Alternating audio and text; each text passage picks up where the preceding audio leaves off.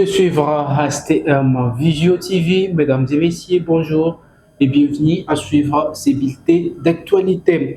La sixième session des négociations directes entre la FC M23 et le gouvernement congolais n'aura donc pas lieu cette semaine comme prévu. L'annonce a été faite par les porte-paroles du gouvernement qatari mardi 7 octobre 2025 au cours d'un point de presse tenu à Doha. Selon lui, l'attention diplomatique de Doha est actuellement tournée vers la crise de la bande de Gaza où se tiennent des pourparlers en Égypte. Cette suspension temporaire représente donc un coup d'arrêt dans le processus de paix entre le gouvernement congolais et la FC M23. Signalons donc qu'aucune date n'a été annoncée pour la reprise de ces négociations.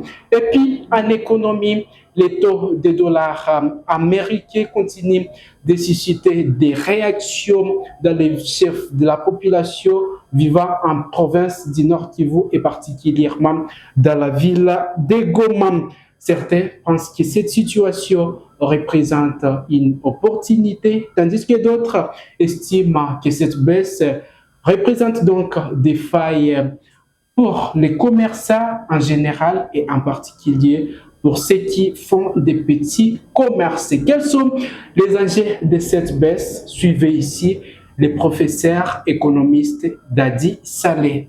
C'est vrai, la baisse du taux d'échange, que ce soit à Kinshasa, que ce soit en ville de Goma, très positif pour la population congolaise si le prix s'est transformé, c'est-à-dire le panier de la ménagère, c'est-à-dire que si le prix sur terrain en francs congolais baissait, ce qui théoriquement peut baisser avec une bonne politique économique, avec une exigence de fixation des prix par le ministère de l'économie ou bien par des effets d'une façon naturelle. C'est possible que le prix puisse rapidement baisser parce qu'il y a au moins des garanties dans les centres des politiques monétaires et les centres des politiques budgétaires. Mais cela étant, nous souhaiterions plus que ça soit soutenu par une politique économique de production, où nous devons exactement mieux produire et mieux exporter pour que la balance commerciale puisse être largement positive pour la République démocratique du Congo. Donc, généralement, nous soutenons le fait que quand les taux d'échange